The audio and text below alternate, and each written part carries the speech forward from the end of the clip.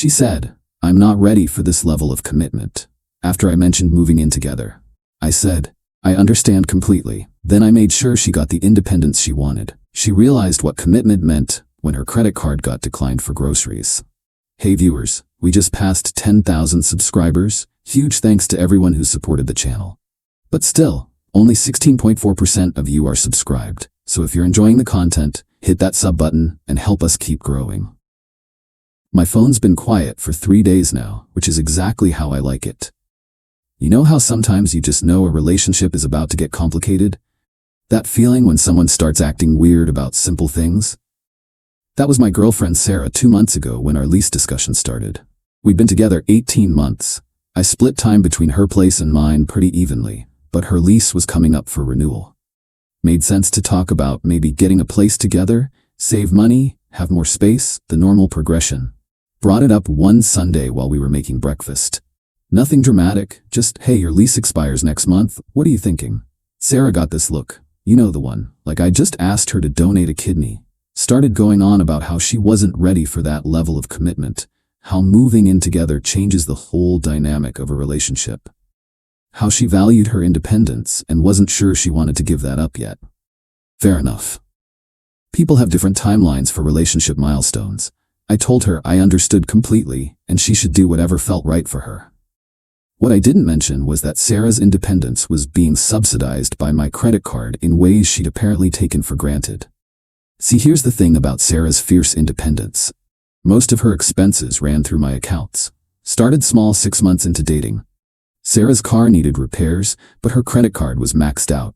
I offered to put it on mine and she could pay me back. Then her dentist bill came up. Then some emergency vet costs for her cat. Each time Sarah would promise to pay me back once she got caught up. Each time I'd tell her not to worry about it because we were together and these things happen. After a while it became routine. Sarah's phone bill went on my family plan because it was cheaper. Groceries usually went on my card when we shopped together. Gas for her car when we were out together. Dinners, entertainment, clothes, shopping trips. Most of the regular expenses that make life comfortable were running through my accounts. Sarah contributed when she could, but I covered the majority without keeping track, because I figured we were building something together. Turns out, we were building her lifestyle while I was building resentment.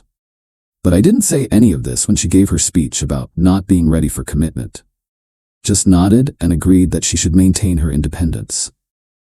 Monday morning, Sarah renewed her lease for another year. Called me all excited about how she'd gotten the landlord to keep the rent the same, how she was looking forward to another year in her space. I congratulated her on the great news and asked if she'd called to tell her parents yet. Tuesday I went through my accounts and started making changes. Called my phone company and removed Sarah from my family plan. Effective immediately, she'd need her own phone service. Logged into my credit card accounts and removed Sarah as an authorized user on all of them.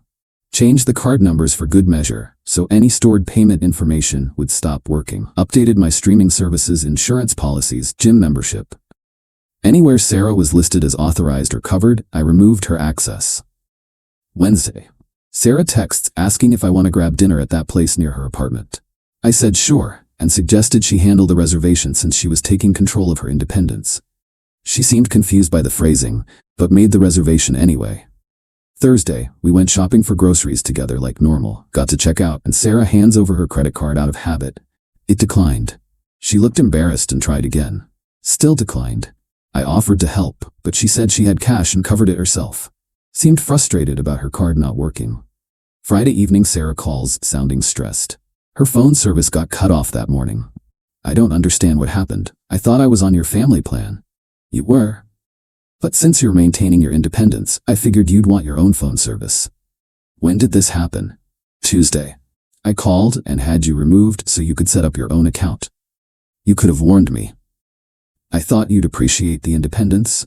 Now you have complete control over your phone service.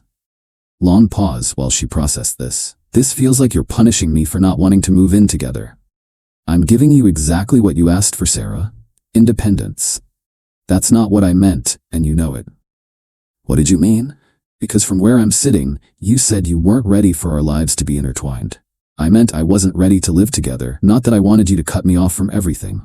But having your expenses covered by my accounts is having our lives intertwined. I'm just respecting your boundary about commitment levels. She tried explaining how phone plans and shared expenses were different from living together. How I was taking her words too literally. I told her she was absolutely right about not being ready for commitment. That's why I was helping her experience true independence. You're being ridiculous.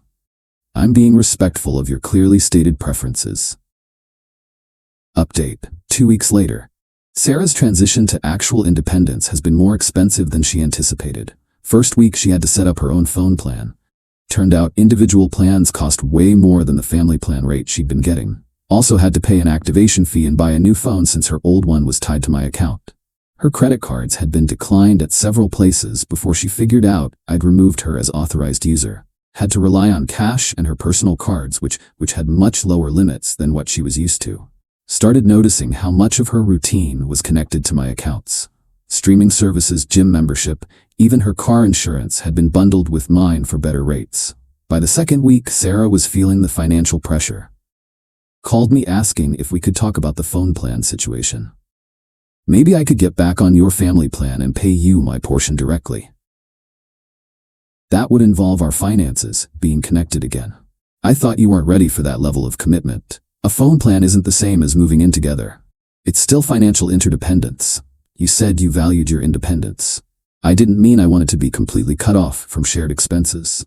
What did you mean, Sarah? I meant I wasn't ready to live in the same apartment, not that I wanted separate everything. But shared expenses are a form of commitment. You said you weren't ready for that level of commitment. The cognitive dissonance was impressive. Sarah wanted the financial benefits of a committed relationship without acknowledging it as commitment. She tried arguing that couples share expenses all the time without living together.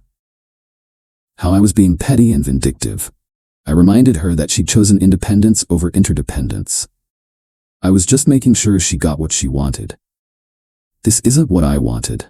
Then what did you want? I wanted to keep dating without the pressure of moving in together, while I continued subsidizing your lifestyle. You never said it was subsidizing. Because I thought we were building toward something together. You made it clear we're not. She couldn't argue with that logic.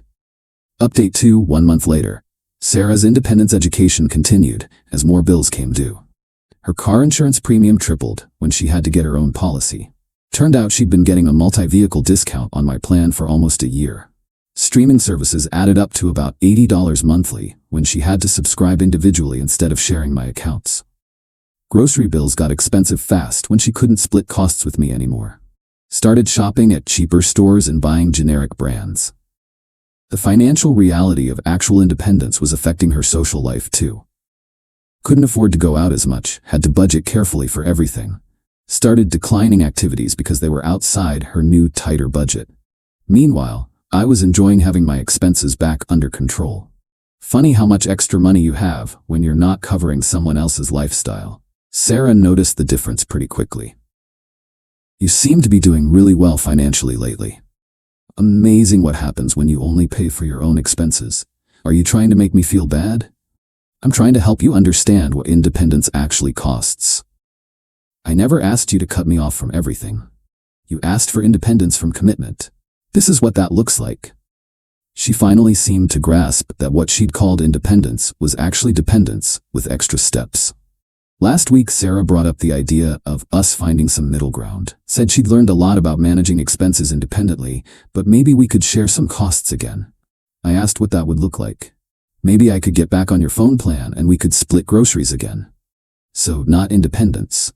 Interdependence. That's a creative way to say financial support. Couples help each other with expenses. They do, but they also acknowledge when they're being helped. I acknowledge it now. After being forced to acknowledge it by your credit card declining. She got quiet after that. Final update. 6 weeks later, Sarah made one final attempt at getting our financial arrangement back to the old normal. Came over last weekend with a whole presentation about how she'd learned to budget better and appreciated my help more now that she understood its value. Said she was ready to discuss moving in together if that would help us both save money. I told her I appreciated the offer, but I wasn't interested in subsidizing someone who needed 6 weeks of financial independence to realize they weren't financially independent. That's not fair. I'm willing to compromise now. You're willing to compromise now that independence turned out to be expensive. I learned my lesson.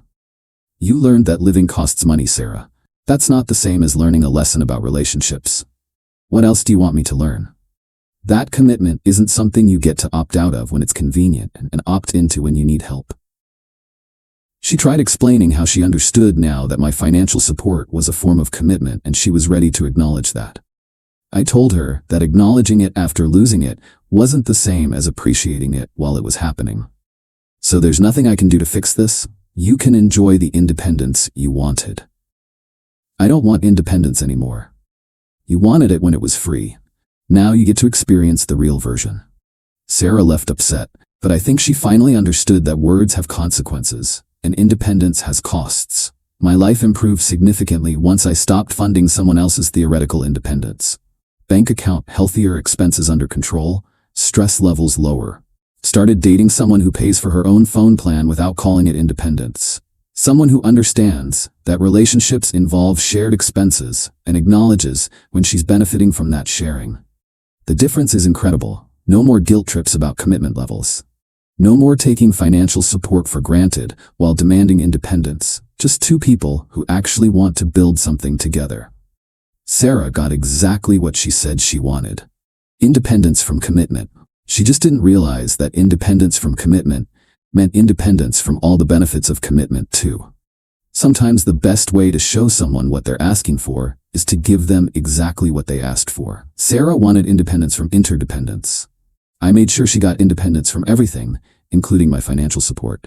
Turns out, commitment and support are the same thing. Who knew?